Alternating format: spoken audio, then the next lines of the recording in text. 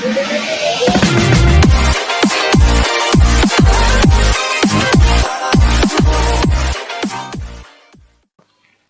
Friends, आप सबका स्वागत है झारखंड टू द पॉइंट की एक नए वीडियो में। तो आज हम पढ़ने वाले हैं मुंडा मानकी एडमिनिस्ट्रेशन सिस्टम। ये जो एडमिनिस्ट्रेशन सिस्टम है वो हो ट्राइब्स का है। इनका जो स्ट्रक्चर होता है वो 2 टियर स्ट्रक्चर होता है, जहाँ पे बेस लेवल पे विलेज होता है और उनके ऊपर पीर होता है। विलेज का जो हेड होता है वो मुंडा होता है, जो कि एडमिनिस्ट्रेटिव, जुडिशियल और टैक्स कलेक्शन का काम करता है। जिसको असिस्ट करने के लिए डाकुआ होता है और वो मैसेंजर का भी काम करता है।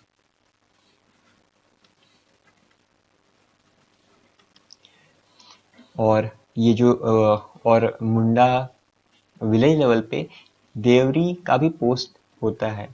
वो बेसिकली एक प्रीस्ट होता है, जो कि मुंडा और मानकी को जितने भी रिलीजियस मैटर रिलेटेड पनिशमेंट होती हैं उसमें हेल्प करता है। और यात्रा देवरी, ये देवरी जो होता है उसका असिस्टेंट होता है।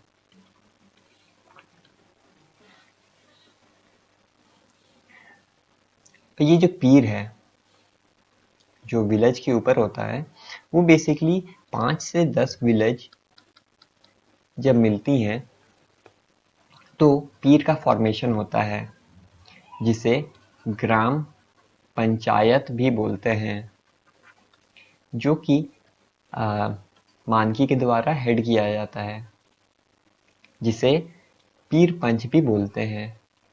पीर पंच, ठीक है। जो भी इश्यूज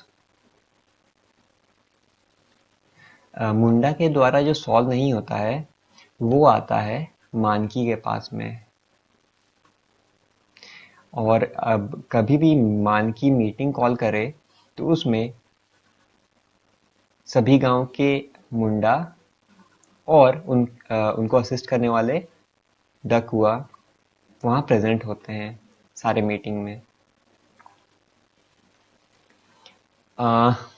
टोटल 26 पीर एग्जिस्ट करते हैं, ठीक है। ये ध्यान रखने वाला है, टोटल 26 पीर एग्जिस्ट करती हैं। और जहाँ पे पंचायत इनका होता है उसे कहते हैं बरद चीट।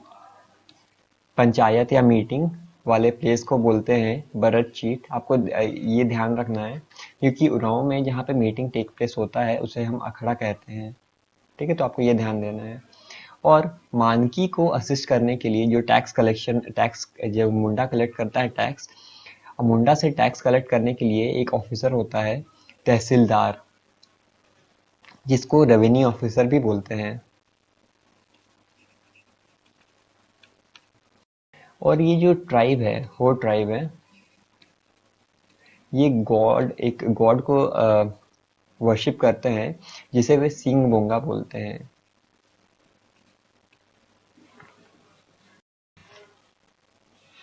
अब यहाँ पे ब्रिटिशर्स की जो झारखंड छोटानागपुर वाला एरिया है वहाँ पे ब्रिटिशर्स की एंट्री होती है। तो बेसिकली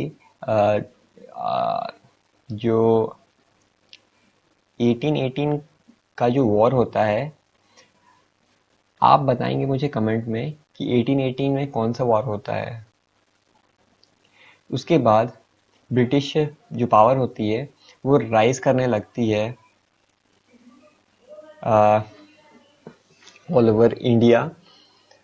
और जैसे जैसे पावर उनकी राइज होती है उनकी ग्रीड भी बढ़ती जाती है टू एक्वायर मोर वेल्थ। सो वो जो इनएक्सेसिबल लैंड्स थी जो छोटानागपुर एरिया की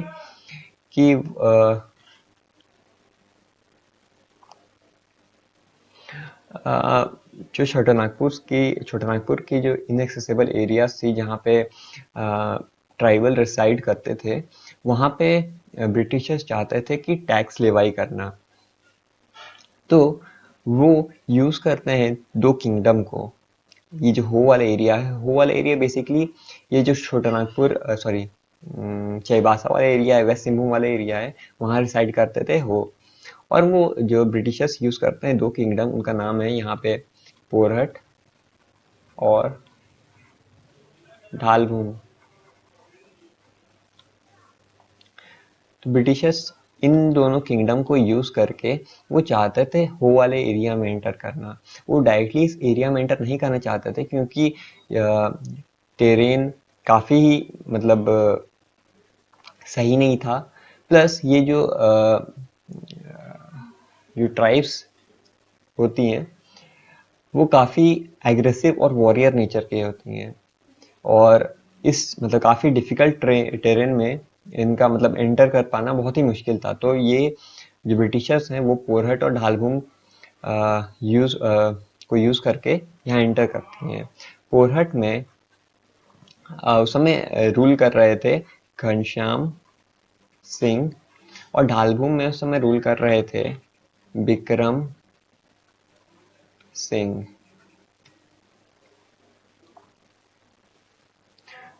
ठीक है। और फिर उसके बाद एंटर करते हैं। तो एक क्या होता है कि उनके ब्रिटिशर्स के एक पॉलिटिकल एजेंट होते हैं रफ्स एज। वो यूज करते हैं divide and rule policy among the होज, और वैसे करते हुए वो हो का एक एरिया होता था अयोध्या, उसे कैप्चर कर लेते हैं। जिसके बाद हो का जो रेजिस्टेंस है वो काफी बढ़ जाता है। तो वो जो रफसेज है वो कॉल करते हैं मेटलैंड को। जिसके बाद जो चाईबासा वाला एरिया है वहाँ पे बैटल ऑफ गईतालोड होता है। जिसके बाद हो जो हैं वो पोरहट के अंदर आ जाते हैं, और जो ब्रिटिशर्स हैं वो पोरहट के अंदर 2000 रुपए का टैक्स लगा देते हैं। जब काफ़ी ज़्यादा टैक्सेशन होने लगता है तो हो रिवॉल्ट ऑफ 1821 होता है। जिसके बाद मतलब देखते हैं मेटलैंड देखते हैं कि इनको कंट्रोल कर पाना काफ़ी मुश्किल हो रहा है, तो वो कॉल करते हैं लेफ्टिनेंट रिचर्ड को।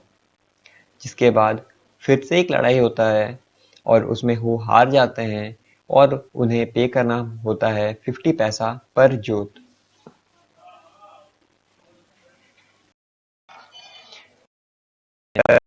uh,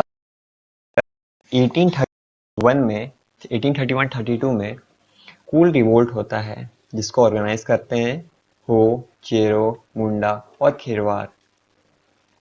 बेसिकली इस रिवोल्ट का मेन कारण था ऑप्रेसिव पॉलिसीज ऑफ ब्रिटिशर्स और क्राइम कमिटेड बाय डीकूज, मतलब एट्रोसिटीज काफ़ी बढ़ जाती हैं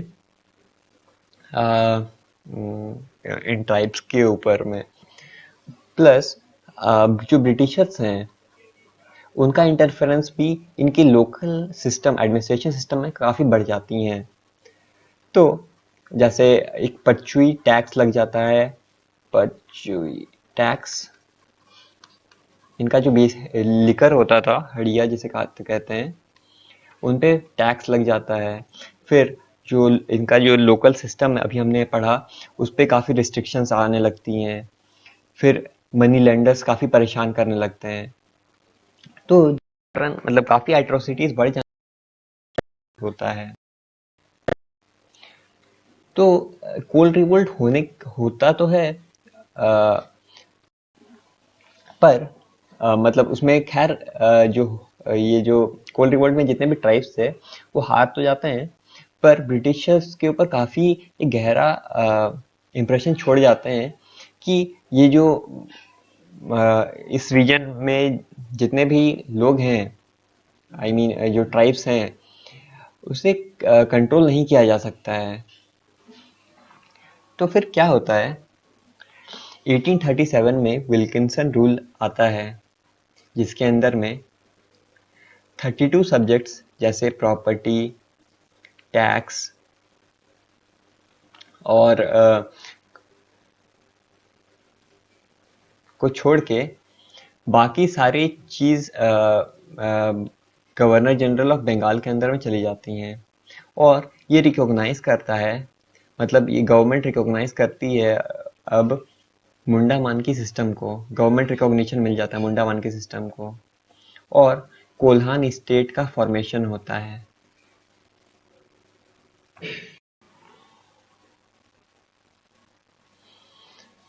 तो बेसिकली हमारा जो थ्योरी पार्ट था इतना ही था। इसके हम कुछ एमसीक्यूज को देखते हैं। ये जो क्वेश्चन है वो 6th जेपीएससी में आया था। ये जो क्वेश्चन है ये 6th जेपीएससी में आया हुआ है। तो ये जो क्वेश्चन है, द ब्रिटिश ऑफिसर रिकॉग्नाइज मुंडा मानकी सिस्टम वाज, इसका ऑब्वियसली आंसर हो जाएगा विल्किंसन, जो अभी हमने जस्ट पढ़ा। ये जो क्वेश्चन है मैंने उड़ान पब्लिकेशन की जो एमसीक्यू बुक आती है उससे उठाया है, तो आप इसे आंसर कर सकते हैं। मुंडा मानकी शासन व्यवस्था में गांव का प्रधान कौन होता है? ये विलेज हेड किसे कहते हैं? विलेज हेड हम मुंडा को कहते हैं। ये भी उसी बुक का है। मुंडा मानकी शासन व्यवस्था में मुंडा निम्न में से कौन सा कार्य करता है? ये मैंने क्या बताया था, मुंडा जो होता है वो एडमिनिस्ट्रेशन, फिर जुडिशियल और जो टैक्स कलेक्शन का जो होता है वो काम करता है। तो ये इसका आंसर हो जाएगा डी। मुंडा मानकी शासन व्यवस्था में गांव का प्रधान मुंडा का सहयोगी कौन होता है? इसे भी हमने देखा कि इसका आंसर हो जाएगा डी, डकुआ। डकुआ जो होता है वो असिस्टेंट होता है, प्लस वो मैसेंजर का भी काम करता है। मुंडा मान अब हम नेक्स्ट क्वेश्चन देखते हैं। मुंडा मान की शासन व्यवस्था मुंडा के आदेशों को गांव तक पहुंचाने का कौन होता है? अभी जस्ट हमने देखा कि मैसेंजर का काम कौन करता है? डकुआ। मुंडा मान की शासन व्यवस्था में गांव का राजस्व अधिकारी कौन होता है? ठीक है, तो इसका आंसर हो जाएगा तहसीलदार, जैसे हमने देखा था। रेवेन्यू ऑफिसर, ऑफिसर किसे कहते हैं? तहसीलदार को कहते हैं। आशा करता हूँ इस ये वीडियो अगर अच्छा लगा सब्सक्राइब विथ योर, एंड अगर आपको इसकी पीडीएफ चाहिए तो मैं ये जो पीडीएफ है वो अपने Telegram channel Jharkhand to the point में शेयर कर दूंगा, आप वहाँ से जाके डाउनलोड कर सकते हैं।